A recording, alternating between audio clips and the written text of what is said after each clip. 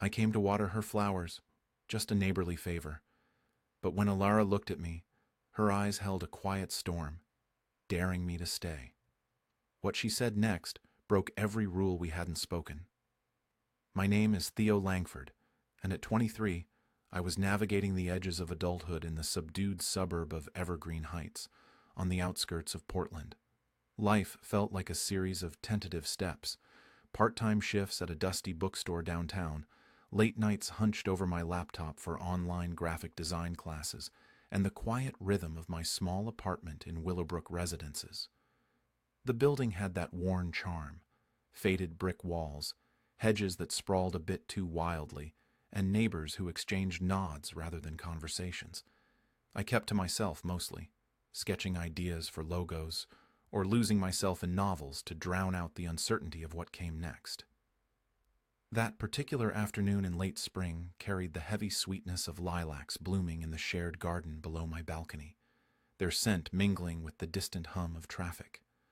I'd just returned from a grueling shift, my shoulders aching from stacking boxes of old paperbacks, when a knock echoed through my door.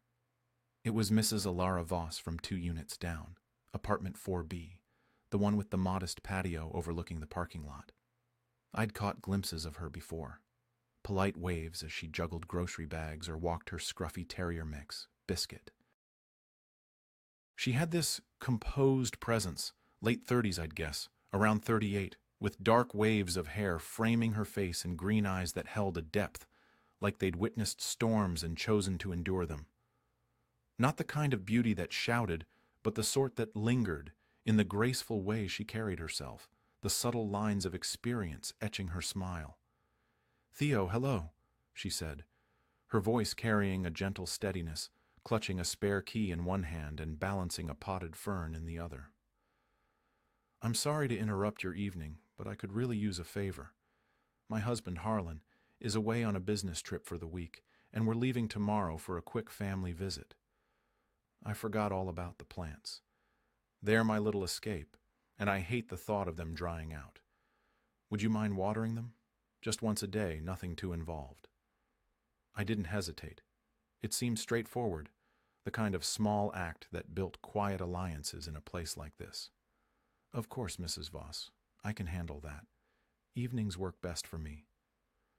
Her relief softened her features, and she extended the key with a grateful nod. "Please, call me Alara." "Thank you.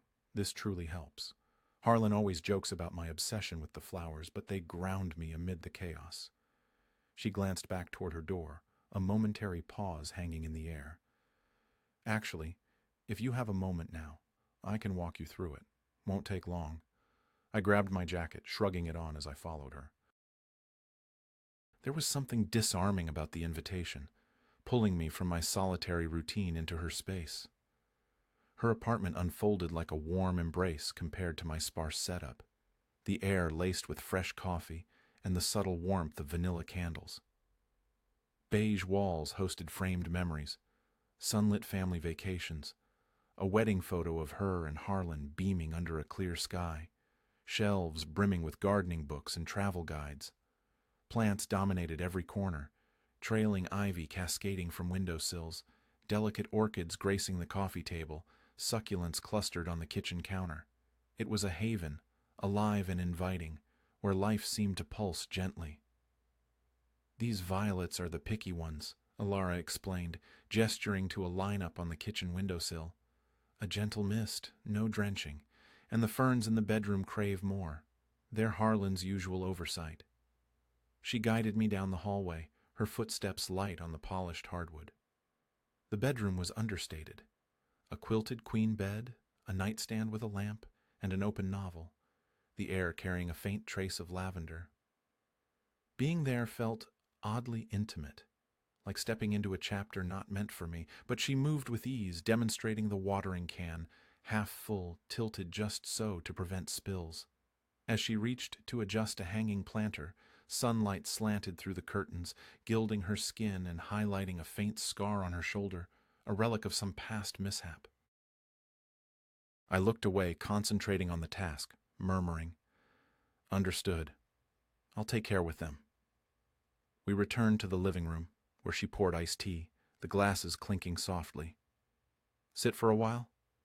The place feels echoingly empty with Harlan gone and the kids at their grandparents', even Biscuit's dozing off. Her twins, lively boys about 10, were often away at practices or playdates. I'd heard their laughter echoing in the halls before. I wavered but sank into the couch, its cushions yielding comfortably. All right, just for a bit. How's your work shaping up? She'd mentioned once in a brief mailbox encounter, her freelance editing for a publishing firm. Alara exhaled, settling into the armchair opposite, her posture relaxed yet alert. Hectic, as ever. Deadlines stacking like unread manuscripts, but the flexibility suits me. Harlan's in Seattle for sales meetings. He'll return Sunday. Her tone was even, not laced with resentment, but lacking the spark of fresh affection, as if routine had dulled the edges. Our talk meandered effortlessly, from the new cafe sprouting on Elmwood Lane with its artisanal brews, to my fledgling designs, her suggestions for books that might inspire. Laughter came easily as she recounted Biscuit's squirrel-chasing escapades in the nearby park, his tiny paws scrabbling futilely. Time dissolved. The sun dipped, casting elongated shadows across the room. My watch showed nearly an hour gone. I should get going, I said, rising reluctantly. She accompanied me to the door, handing over a scribbled watering guide, her fingers grazing mine in the exchange. A fleeting warmth, perhaps static, but it sent a subtle jolt. Our gazes locked a beat too long, an unspoken query shimmering in the space between us. In my apartment, I dismissed it, focusing on a simple pasta dinner, but thoughts circled back. Her plants, her easy laughter, the golden light on her hair. The following day, I entered her place with the key, greeted by that familiar vanilla hush. I tended meticulously. The violets mist, ferns soak, lingering to realign a tilted photo frame, pondering the lives captured within. By the third day, a shift occurred. Watering complete, I was preparing to leave when the door swung open. Ilara, laden with bags, returned prematurely. Theo, oh, you're already here. The trip ended early. The boys picked up a sniffle from cousins.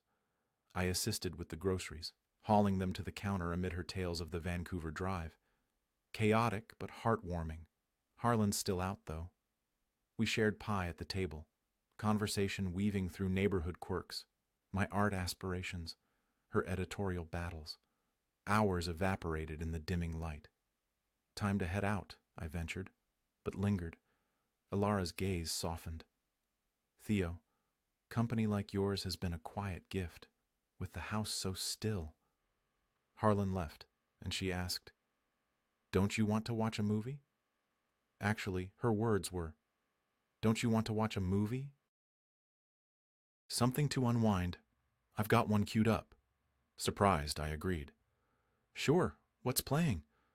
An old classic flickered on, Casablanca, black and white drama unfolding as Biscuit nestled between us. Yet my focus drifted, her nearness, the floral hint of her scent, the occasional brush of fabric. Midway, she adjusted, our arms nearly touching, the screen's glow illuminating her thoughtful profile. Credits rolled past 10. Enjoyed that, I said, standing awkwardly. She saw me out, our farewell stretching, eyes meeting with that lingering spark. Alone later, I replayed it all, questioning the undercurrent. The pattern solidified. Watering evolved into chats, chats into meals. One stormy evening on her patio, rain veiling the world, she mused, Life twists unexpectedly. One small thing alters the course. I agreed, sensing the depth. Like tending flowers leading to whatever this is. Her laugh held layers, vulnerable, resonant. Dreams surfaced, my design ambitions, her wanderlust deferred. Harlan arose sporadically, his absences, their settled marriage after 15 years. Tension mounted subtly, hands brushing over a cup, laughter prolonging. She was married, seasoned. I, young and adrift. Yet her presence filled voids I hadn't named. That night, post-dinner cleanup, Her rolled sleeve revealed the scar. "How'd that happen?" I inquired. "College biking tumble," she replied, our eyes locking, the kitchen contracting, air thickening. "I'd better go," I said, stepping back. But she held steady. "Theo, linger a while longer?" This was only the beginning, but he still didn't know how quickly things could spiral out of control.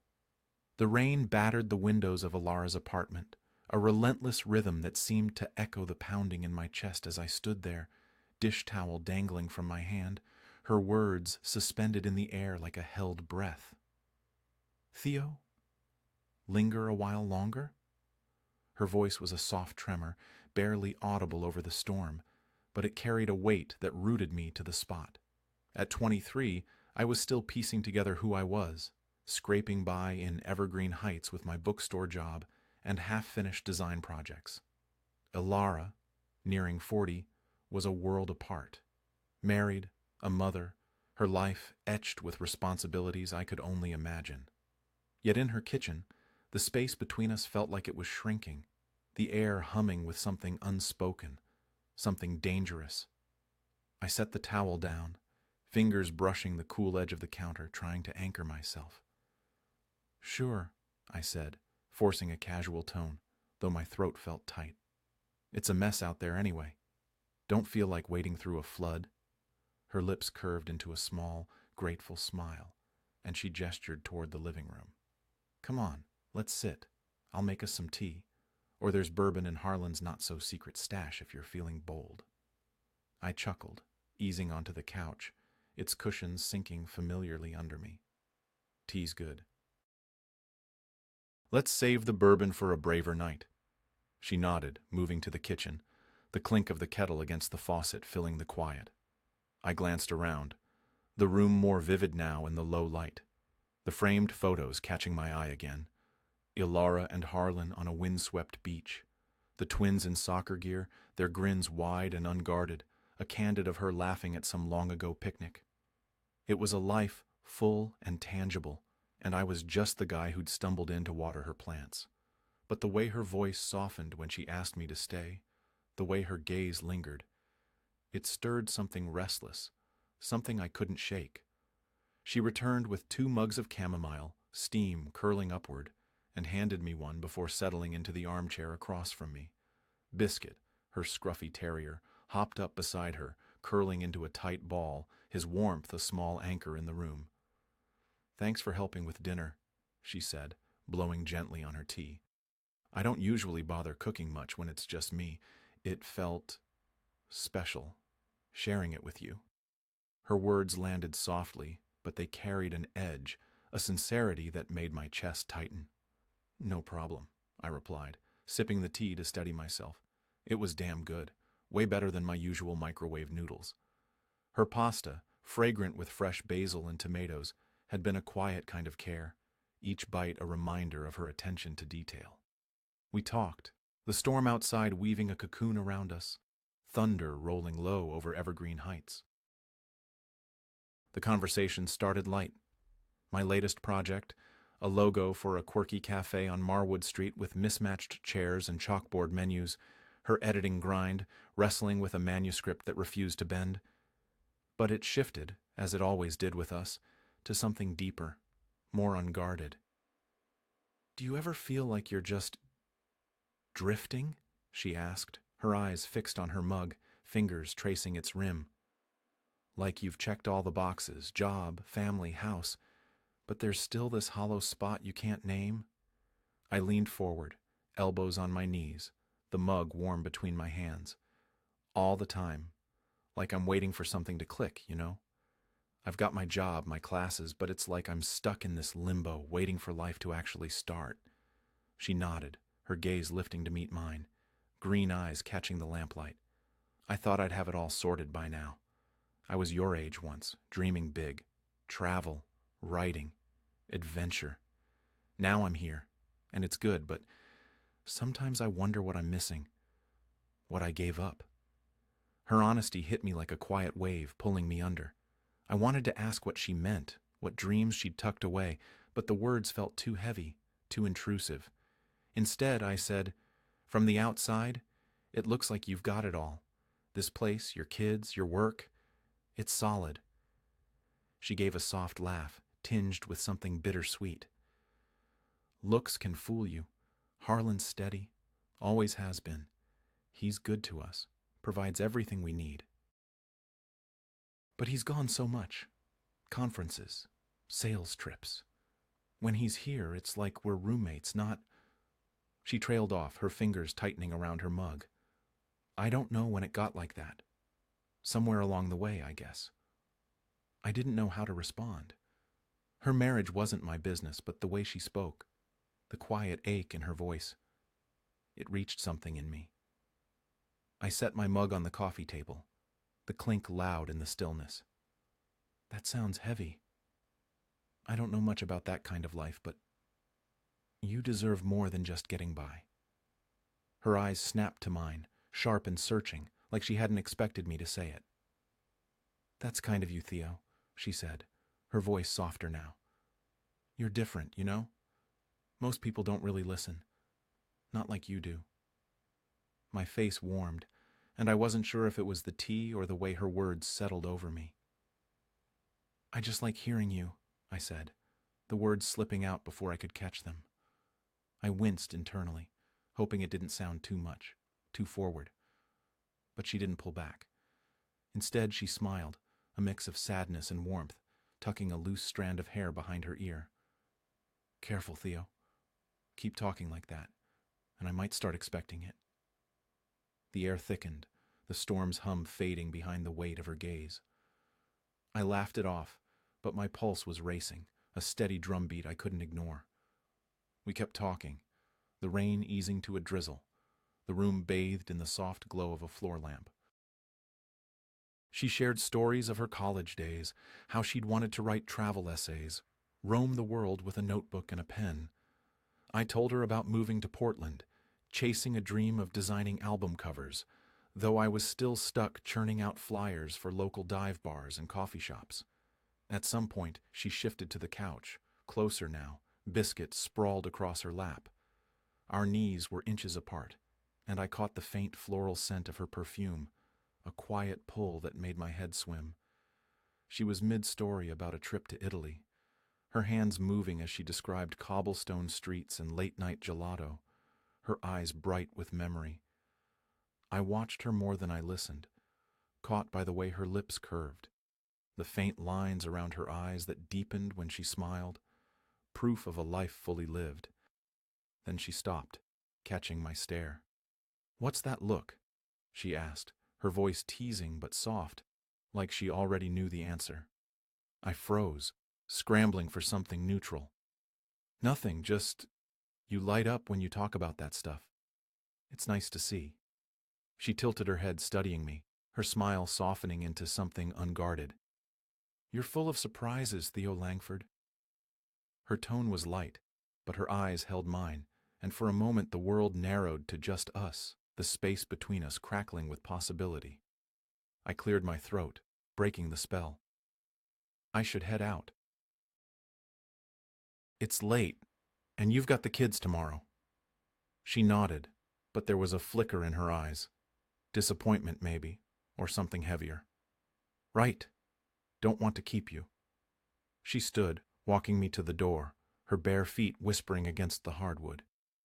As I reached for the knob, her hand brushed my arm. Deliberate this time, a light pressure that stopped me cold. "Theo," she said, her voice barely above the rain's murmur. "You don't always have to rush off. It's better when you're here." My throat tightened, words tangling in my chest. I wanted to stay, to see where this moment could lead, but she was married, her life a tapestry of commitments I had no place in. "I'll be back tomorrow," I managed, my voice rough, "for the plants." Her smile was small, vulnerable, like she was letting me see something she usually kept hidden. "I'll hold you to it." I stepped into the hallway, the door clicking shut behind me, a quiet finality. Back in my apartment, I paced, the storm's remnants dripping outside my window. What the hell was I doing? She was married, with kids, a life I couldn't touch. but the way she looked at me, the way her touch lingered, it wasn't just neighborly. Or was it? I lay awake, the ceiling offering no answers, her words echoing in the dark. The next few days blurred into a rhythm that felt both comforting and reckless. I'd go to water her plants, and Alara would be there, offering coffee or a slice of homemade bread. Our talks stretched longer, weaving through dreams and doubts. Her travel journals, filled with sketches of far-off places, my half-formed plans to break into design. One evening, she handed me a worn notebook, her fingers brushing mine, and neither of us pulled away, the contact lingering like a question. Another night we sat on her patio, the air warm with summer's approach, sharing a bottle of wine she'd opened on a whim. The lights of Willowbrook residences twinkled below, and she asked, "Ever think about just leaving? Starting fresh somewhere new?" "Sometimes," I admitted, swirling the wine in my glass. "But I don't know where I'd go, or if I've got the guts to try." Her eyes caught the glow of a street lamp, steady and searching. "You're braver than you give yourself credit for, Theo. Not many would spend their nights listening to a woman like me go on." "You're not just any woman," I said, the words spilling out before I could stop them. "You're different. Real." Her breath hitched, and for a moment, I thought she'd say something to shift everything. But she just sipped her wine, her smile soft. "Careful, Theo. You're making it hard to keep my head on straight." My chest ached, a mix of longing and guilt. Harlan's return loomed, a shadow over every moment. We were dancing on a line, both of us knowing it, neither of us naming it. The next night, she asked me to help move a heavy ceramic planter on her patio, bought at a flea market on Crestview Road. We laughed as it wobbled, our hands brushing as we steadied it, the air humming with crickets and possibility. When we finished, she stood close, her shoulder grazing mine. "You're a lifesaver," she said, her voice warm. "I'd be lost without you." I looked at her, words stuck in my throat. The patio was still, the distant hum of traffic a faint backdrop. Her eyes held mine, and the pull was stronger than ever. I wanted to step closer, to test the boundary, but I couldn't. Not yet. "Plants tomorrow," I said, stepping back. "Night, Ilara." Her expression was unreadable, but her voice was soft. "Night, Theo. Everything is building to a moment no one saw coming. What she does now will leave a mark on him forever." The next evening found me hesitating outside Alara's door, the spare key a cold weight in my pocket, as if it carried the gravity of all the unspoken moments we'd accumulated. The air in Evergreen Heights hung heavy with the earthy scent of damp grass, summer's warmth seeping in after the recent rains, the distant chatter of neighbors filtering through like a reminder of the world beyond this threshold. At 23, I was still grappling with the uncertainties of my path, balancing my bookstore shifts with design sketches that felt more like distractions than destinations. And Alara represented a realm I had no right to enter, her late 30s poise a quiet testament to years I hadn't yet lived. But the pull was undeniable, each visit layering on a tension I couldn't ignore, and I knocked softly, my heart a steady drum, hoping and fearing she'd answer. She opened the door, her dark hair swept into a loose bun, strands escaping like afterthoughts, dressed in a simple white blouse and faded jeans that spoke of comfort over pretense. "Theo, perfect timing," she said, her smile warm but laced with an undercurrent I couldn't quite read, perhaps nerves, or the same anticipation knotting my stomach. "Come on in. The violets are thriving because of you. They're practically glowing."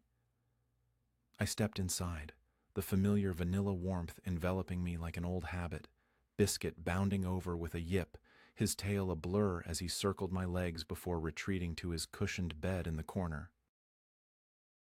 I moved through the routine on autopilot, misting the African violets with careful sprays, checking the soil of the ferns for that just right moisture, refilling the watering can for the trailing ivy that draped like living curtains. Alara leaned against the kitchen counter, arms crossed loosely, her gaze following my movements with an attentiveness that made the simple task feel weighted, intimate. "You've got a real touch for this," she observed, her voice light but probing. Most would splash and dash, but you take your time. Ever consider turning it into something more? Gardening could suit you. I set the can down, wiping my hands on my jeans to avoid meeting her eyes too soon. Not really. I'm more at home with a stylus and screen. This is your domain. I'm just the temporary caretaker. My words hung there, heavier than intended, and my chest tightened.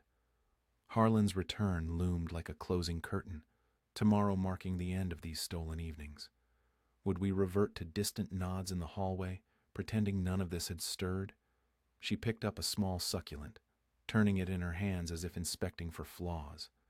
You're more than temporary, Theo. The statement landed like a stone in still water, rippling outward. I looked up, and there it was. The spark we'd danced around, her green eyes holding mine with a steadiness that made the kitchen walls close in, the air thick with possibility. I swallowed, trying to keep things anchored in the mundane. You'll inflate my ego, Alara. She didn't smile back. Setting the plant down, she stepped closer, close enough for me to notice the faint freckles dusting her nose, the way her blouse rose and fell with each breath. I'm serious, she said, her voice dropping to a near whisper. You've been a light in these days. With Harlan away, the kids off, it's been so quiet, almost suffocating. Then you come in, tending my plants, actually listening to me, and suddenly, it's bearable. More than that. My pulse thundered in my ears, her words stripping away the pretense we'd maintained. I wanted to tell her she'd become the highlight of my otherwise drifting days, that her presence filled the gaps in my routine with something vivid, real. But she was married, her life woven with threads of family and history I couldn't unravel. Alara, She raised a hand, cutting me off gently. Don't say it. I know the script, that this is messy, that I'm married, older, that we can't. Her voice faltered, a crack in her composure. But I'm exhausted from ignoring it, from pretending there's nothing here. Aren't you? The fridge hummed in the silence, a mundane backdrop to the storm building inside me. She'd voiced it, the thing we'd skirted with glances and brushes. I should have turned and left, preserved the fragile boundary, but I stepped closer instead, my hands balling at my sides. I feel it too, Alara. But you know the reasons this is impossible. I do, she cut in, her whisper fierce. Harlan, the boys, all of it. But with you here, I feel alive again. Not just a wife or a mother or an editor buried in manuscripts, just me, seen. Her confession shattered something in me, a barrier I hadn't realized I'd built. I reached out, my hand grazing hers, tentative, testing. She didn't withdraw, her fingers intertwined with mine, warm and sure, and we stood there.